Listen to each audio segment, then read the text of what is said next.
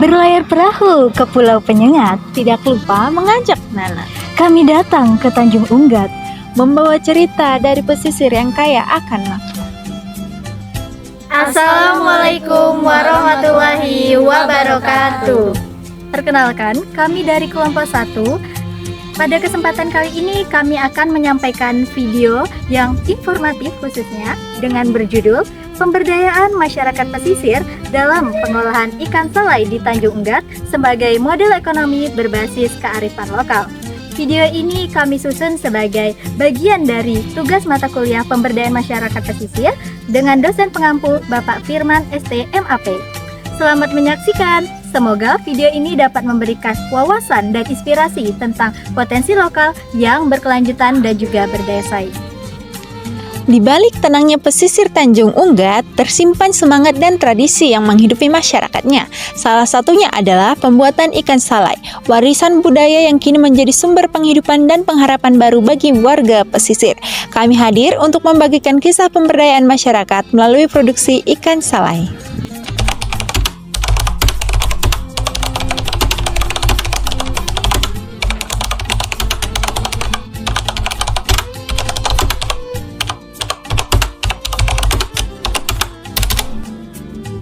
Ikan salai adalah produk olahan ikan yang diawetkan melalui proses pengasapan tradisional. Teknik ini bukan sekedar cara menjaga ketahanan ikan, tapi juga memperkaya rasa aroma khas dari kayu pilihan. Di Tanjung Unggat sendiri, tradisi ini telah diwariskan turun-temurun oleh masyarakat pesisir. Setiap proses pengasapan dikerjakan dengan teliti. Mulai ikan dibersihkan, diberi bumbu, lalu diasapi selama beberapa jam menggunakan kayu sehingga memberikan aroma yang khas. Selain menjadi sajian kuliner yang digemari, ikan salai juga memiliki nilai ekonomi yang tinggi. Banyak masyarakat pesisir di Tanjung Unggat yang menggantungkan penghasilan mereka dari produksi dan penjualan ikan salai, baik di pasar lokal maupun untuk dikirim di luar daerah. Tradisi ini tidak hanya memperkuat identitas kuliner lokal, tetapi juga mendorong ekonomi berbasis kearifan lokal yang lestari. Dalam kunjungan kami ke Tanjung Unggat, kami melihat langsung bagaimana tradisi pengolahan ikan salai masih dijaga dengan penuh semangat oleh masyarakat pesisir. Prosesnya dimulai dari pemilihan ikan segar hasil tangkapan para nelayan lokal yang biasanya dijual di pasar, seperti ikan tongkol, selar, ataupun pari. Di Tanjung Unggat sendiri, ikan salai yang digunakan berasal dari ikan tongkol. Disinilah letak pemberdayaan masyarakat pesisir terlihat nyata. Para ibu-ibu tidak hanya menjadi tenaga kerja, tetapi menjadi pelaku utama dalam rantai produksi. Mereka membersihkan ikan, mengasingkan dengan takaran khusus, dan mengeringkan di bawah sinar matahari. Setelah itu, proses berlanjut pada bilik pengasapan, yaitu sebuah ruang sederhana dari tungku kayu yang digunakan untuk mengasapi ikan menggunakan kayu bakar yang tersedia. Proses ini dilakukan dengan sangat hati-hati agar menghasilkan aroma dan cita rasa yang khas dengan kematangan yang sesuai. Menariknya di sini, kegiatan ini dikelola secara mandiri oleh warga, dari proses produksi hingga pengemasan serta penjualan. Dari salah satu penjual ikan salai yang kami wawancara, mereka sudah menjual ikan salai hingga keluar kota, mulai dari Bandung, Jakarta, ataupun Kalimantan. Melalui pengolahan ikan salai ini, masyarakat tidak hanya melestarikan budaya lokal, tetapi membangun kemandirian ekonomi.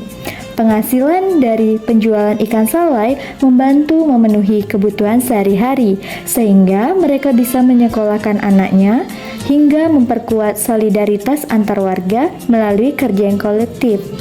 Inilah bentuk nyata pemberdayaan, yang dimana masyarakat pesisir tidak hanya menjadi objek pembangunan, tetapi menjadi pelaku utama dalam menggerakkan.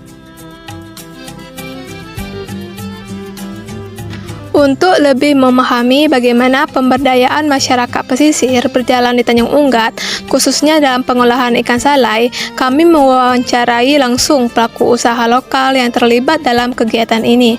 Melalui cerita mereka, kita akan melihat bagaimana tradisi, keterampilan, dan kerjasama komunitas berperan dalam membangun ekonomi keluarga dan mempercepat identitas lokal. Berikut ini cuplikannya. Oke, baik Pak. Terima kasih telah meluangkan waktunya. Boleh perkenalkan diri dulu Pak? Dengan Bapak siapa? Saya Abdul. Betul. Umur berapa Pak? 39 ya, masuk 40. Boleh ceritakan sedikit Pak, gimana Bapak penjualannya awalnya kayak mana? Jelas dulunya sih aktivitas kurang ya. Kebetulan saya sama istri kan hobi masak-masak kan. Nah, jadi sebenarnya sih istri yang lebih paham salai ini, tapi karena saya yang gelutin, jadi saya yang bakar, saya nyalai. Istri kan asli Ranai, keluarganya Ranai, asli Pulau 7. Jadi mulai jualan ini di tahun 2018 ya, 2018, tapi sempat vakum di 2023 sempat vakum saya. Nah, baru mulai lagi. Berapa tuh Pak? Hah? Vakum. Ada masalah sedikit. Nah, satu itu kondisi ikan kan berapa tahun belakangan ini kan agak susah tuh, harganya mahal, nggak stabil lah. Kita jual kan dulunya kan satu potongnya tuh 20-25. Nah, sekarang nggak bisa lagi, minimal satu potong 30. Tengok ukuran sih. Berapa lama Pak Bapak membangun usaha ini? Udah 2018 sampai sekarang. Bapak ini mulanya dari diri sendiri atau ada pelatihan khusus Nggak ada. gitu? Nggak ada. Atau tidak ya? Karena kan tadi kan saya bilang istri yang lebih paham. Istri kan seranai. Oh iya. Nah, dia dulu sih yang awalnya nyala itu dia. Saya lihat kan cara dia nyala macam mana ya, kita kan barengan nih. Selanjutnya, apakah ada peran pemerintah Pak atau lembaga lain yang mendukung usaha ikan salai di daerah sini? Kalau pemerintah enggak ini ya. Kalau untuk daerah ya, aduh enggak skop sampai ke sana saya. Tapi kalau untuk bantuan ke kita khusus ke kami kayaknya pemerintah kemarin ada ya dari dinas perikanan provinsi kalau nggak salah. Itu bantuan apa ya? Freezer kalau nggak salah. PTS. Nah, itu dari dinas perikanan provinsi kalau nggak salah kerjasama dengan Bank Riau ya. Dulu 2000 berapa ya? Sebelum COVID atau pas COVID ya? Lupa juga tahunnya.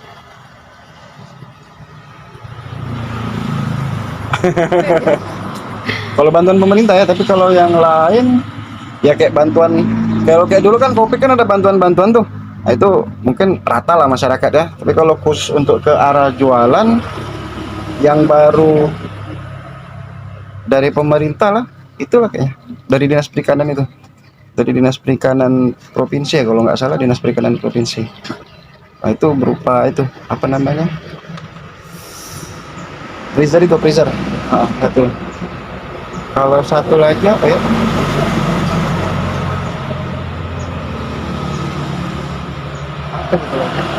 Kalau nggak salah ada satu lagi. Pemerintah kota. Itu blender apa? Bukan blender. Chopper.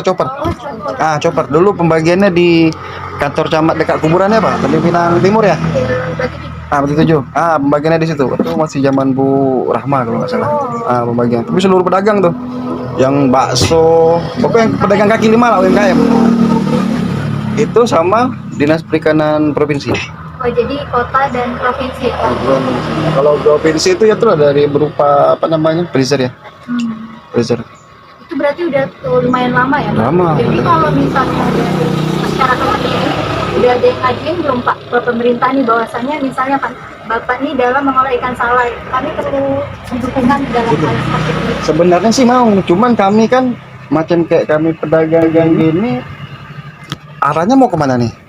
Macam kayak saya gini, atau siapalah yang nih kita dari sini kita arahnya kemana nih? Ke kantor mana atau ngadapin siapa, jumpain siapa, kan kita kan nggak tahu. Itu belum ada Terus, jalurnya. jalurnya tuh kita mau ke arah mana? Kemarin sempat ada yang survei atau apa gitu ya. Dari itu ya, dari pemerintah kota atau provinsi untuk ngurus apa namanya, ada sampaikan ke abang NIB apa NIB Oh, itu untuk usaha ya. usaha. Cuman kita nggak tahu nih mau arah izinnya itu, kita nggak tahu mau ngurusnya di mana gitu. Katanya sih ada bantuan, cuman nggak tahu ya. Katanya ada bantuan. Ya sebenarnya setahu saya juga ada Pak. Tapi itu mungkin prosesnya harus dijelaskan lebih dalam lagi dari orangnya, itu mungkin surat-surat atau Ya, kemarin kan abang yang jumpain pas ketemu sama abang, cuman dia sampaikan suruh ngurus surat itu apa tuh NIP itu ya, NIN, izin itu, cuman nggak tahu nih mau ngurusnya kemana. Terus Pak, apa harapan Bapak ke depannya untuk dalam pengembangan usaha ikan ini? Yang Bapak harapkan? Kedepannya ya, karena ini untuk kebutuhan hari-hari ya, boleh dibilang sebagai mata pencarian ya, penghasilan juga, ya maunya sih lancar aja. Cuman kalau dilihat dari segi penjualan sekarang macam kayak ikan basah lagi nggak stabil. Kita ya macam kayak sekarang nih, ya kita apa adanya lah. Mana yang bisa kita jual sesuai dengan harga pasar. Kadang kalau kayak harganya terlalu tinggi, ikannya nggak bisa kita jual. Karena kan kita standarnya kisaran 25 sampai 30. Kalau harga mentahnya istilah modal awalnya udah lebih dari segitu kan, kita nggak bisa jual. Berarti setiap hari itu laris lah ya Pak? Dibilang laris, alhamdulillah. Yang penjualan adalah. Karena kan kita nggak dari ikan salai aja, ada pepesnya juga, ada ikan bakarnya juga. Ada sebagian pedagang sini apa salai aja gitu. Kalau saya kan nggak campur. Dari ikan tongkol salai ada, ikan bakarnya ada juga, pepesnya ada juga. Ini ikannya Bapak ambil sendiri atau ngambil dari orang? Kalau saya mancing sendiri nggak sempat saya jual. Ya, nggak sempat. Ini prosesnya Bapak dari pasar. Pasar. Bapak tinggal mengolah. Dia beli di pasar itu kan, tadi kan saya bilang tergantung harga pasar. Kalau terlalu tinggi harga pasar, kita nggak bisa jual. Karena taruhlah kita bisa beli nih mentahnya, bukan berarti pembeli nggak bisa beli. Cuman kalau udah harganya sekian nih, orang pun mikir juga loh. Biasanya harga sekian kok, sekian gitu. Kadang kita ngejelasin susah juga. Yang ngerti alhamdulillah. Kadang kalau nggak ngerti kan, mahal kali ini bang katanya. Sementara harga di pasar ya udah tinggi gitu. Kita mau naikkan harga saat 1.000 2.000. Takut pelanggan lari. Untuk pertanyaan terakhir, pesan apa yang Bapak ingin sampaikan kepada masyarakat daerah sini dalam mendukung produk lokal seperti usaha Bapak? Mungkin ada juga Bapak saran ke pemerintah untuk melihat bagaimana sih UMKM di sini, apakah penjualan lebih meningkat. Mungkin kan yang kayak Bapak tadi kan, Bapak kesulitan nih ranahnya untuk mengurus ini itu seperti apa. Mungkin Bapak perlu dari pemerintah itu yang seperti apa? Pesan ke pemerintah ya apa ya? Tentang pemerintah dalam melihat UMKM di sini, apakah ada kepercayaan atau ada kepedulian? Kalau peduli sih ya peduli pemerintah ya. Cuman kayak dari segi bantuan ke UMKM ya, mungkin kurang ini aja, kurang cara macam kami pegiat usaha ini kan, kemana nih kami harus arahnya nih. Kita siapin data apa, dari data apa aja yang harus kita siapkan untuk kita ngajukan nih, entah pengajuan apalah dalam bentuk apa dari pemerintah kan, untuk bantuannya kan, kita arahnya kemana nih, ke kantor mana atau jumpain siapa, itu aja sih. Kalau kayak ke perbankan kayak pinjam meminjam kita udah paham lah ya kan. Iya, Tapi kan itu itu kan jelas kan, itu kan pakai anggunan. Sementara kalau kayak kita ini kan jarang juga yang ada istilahnya harta tetap lah. Yang mau dianggunkan itu kan kita nggak semua pedagang ada. Kalau kayak dari pemerintah ini kan istilahnya memang sih bantuan nggak pakai anggunan ya. Mungkin dari kualitas, kalau dapat bantuan ya kita tingkatkan kualitas jual kita, penjualan kita. Cuman kita menuju ke sana tuh jalurnya seperti apa gitu. Maksud kakak ini kurang sosialisasi lah dari pemerintah terhadap kayak pengurusan berkas kayak gitu kurang. Mungkin ya. Entah saya yang nggak pernah dengar, tak tahu juga kalau dari pemerintah ada juga sosialisasi, tapi saya kan nggak dengar kan, ataupun saya nggak pernah dijumpain gitu kan. Nah, mungkin yang lainnya pedagang udah dijumpain, tapi kayak kami mungkin belum pernah. Kalau dibilang pemerintah nggak ada sosialisasi, tak mungkin program itu keluar. Mungkin belum sampai ke sini, atau udah sampai ke sini nggak ketemu sama kami kan gitu. Nanti jadi miss pula ke pemerintahnya. Karena program itu kan ada, cuman jalurnya aja kami nggak paham. Ini ke mana nih? Sebenarnya kemarin udah mau ngurus juga dari abang kan, mau ngurus, cuman bingung nih mau kemana nih ngurus NIB ya? Mau kemana? Apa ke kantor camat dulu, atau ke kelurahan dulu, atau langsung ke kantor kemana kan? Itu kita nggak paham. Pemberdayaan masyarakat pesisir di Tanjung Unggat melalui pengolahan ikan salai telah membawa dampak positif yang signifikan dan berkelanjutan bagi warga setempat. Yang dimana pertama, peningkatan kesejahteraan ekonomi. Pendapatan masyarakat meningkat signifikan seiring dengan membaiknya kualitas produk dan meluasnya jangkauan pasar, baik lokal maupun daerah. Banyak masyarakat kini menjadikan usaha ikan salai sebagai sumber penghasilan utama yang membantu mencukupi kebutuhan rumah tangga dan pendidikan anak-anaknya. Yang kedua, peningkatan keterampilan dan pengetahuan.